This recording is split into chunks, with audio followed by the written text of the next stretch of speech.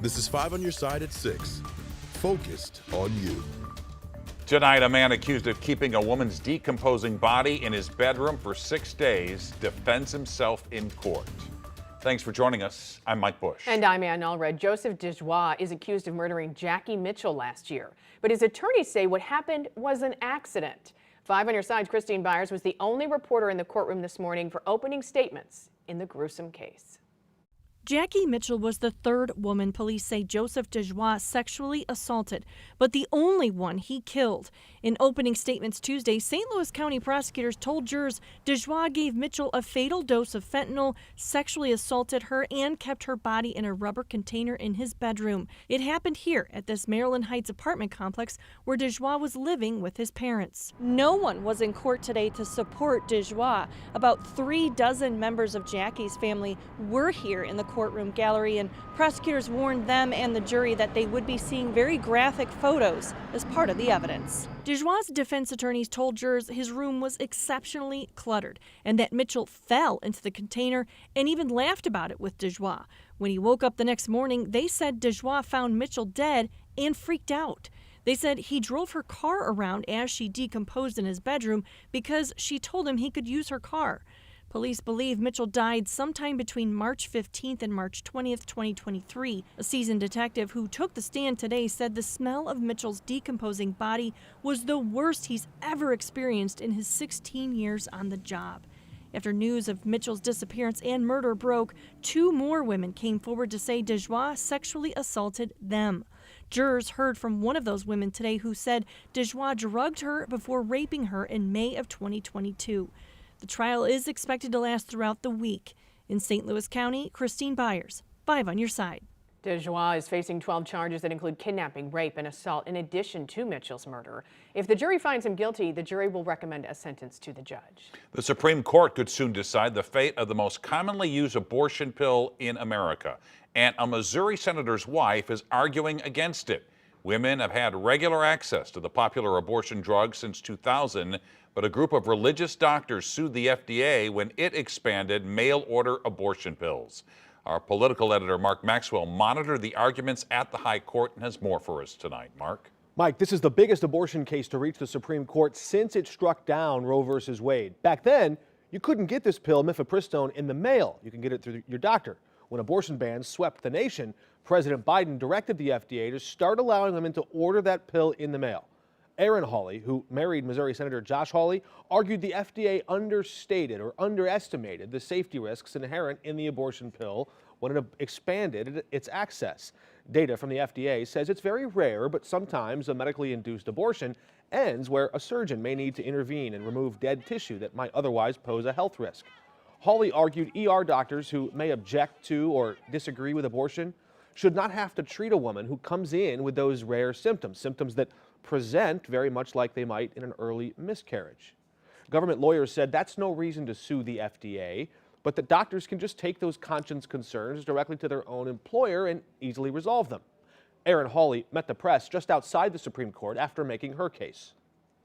Without question, the FDA's actions have made taking chemical abortion drugs less safe. Today, I argued before the United States Supreme Court on behalf of doctors and medical associations who have witnessed these harms firsthand. The doctor should be providing the best care for that woman in her unique situation. And so I think that we should be putting aside our own personal beliefs to make sure that that woman has access to her full range of health care options. 2 conservative Trump-appointed justices who both voted to overturn Roe v. Wade, Justices Amy Coney Barrett and Neil Gorsuch, both of them raised questions, expressing some degree of skepticism that the best way to address an ER doctor's right of conscience would be to strip the FDA approval of a drug that has long been deemed safe and effective. The court could issue its final decision on this abortion pill this summer. Thank you, Mark. Let's take a live look outside over downtown St. Louis and City SC Stadium there. It's chilly spring day for sure. Some of us could wake up to a little bit of frost tomorrow. Chief Meteorologist Scott Connell has that weather first. And if not tomorrow morning, more likely Thursday morning for the frost. But there is a freeze warning in effect for areas west of St. Louis. Down 44, we pick up that potential of going back into the upper 20s tonight, and also up Highway 61 from Troy to Bowling Green. Right now, clouds still around St. Louis, but it has been a rather gray, overcast day for most of the day. That breeze has been brisk, and those temperatures way cooler than yesterday after topping out in the mid to upper 60s. We're now in the upper 30s and lower 40s, and it's not any warmer up the road. The cold air just continuing to cycle in behind this weather system. The freeze warning from Bowling Green to Troy to Warrenton to Herman. Well, you get down to St. Clair, you go down to Potosi, back to Steelville, to Rolla, all the areas to the west and to the northwest of St. Louis, potentially seeing temperatures in that 26 to 29 degree range for the early morning hours tomorrow. Clouds will linger overnight, below freezing temperatures for many of us, and that hard freeze for some early tomorrow morning, especially west of St. Louis. The winds do stay up a little bit overnight, so frost should be limited. That may change Thursday. More on that and a look at the Easter weekend in a few minutes. Right now, a Parkway School District meeting is underway. It's centered around a planned early childhood center in the southern part of the district. Many parents and neighbors have voiced their concerns about the center's potential location. 5 on your side's Mercedes McKay sat down with both sides ahead of tonight's meeting. I truly believe we could benefit from another early childhood center.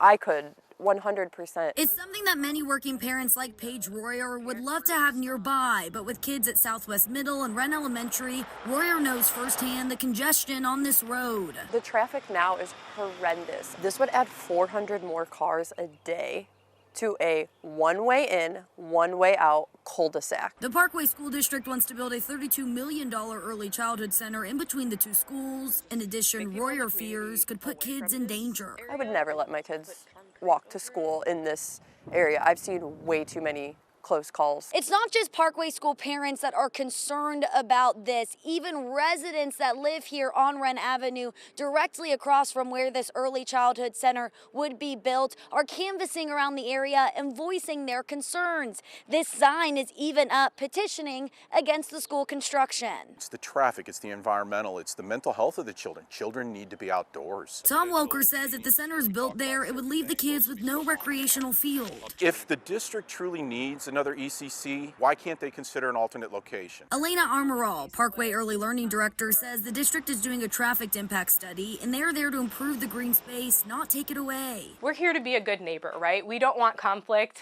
We want to provide factual information. Armorall says the center, which will have space for more than 300 kids plus inclusive indoor and outdoor learning spaces, is vital for the area. We have had waiting lists for the past decade, and there's a child care shortage crisis in our nation and as well as in our state. And she's hopeful they can find a solution for everyone. We're going to be working together to look at how do we make this a win-win. Mercedes McKay, 5 on your side.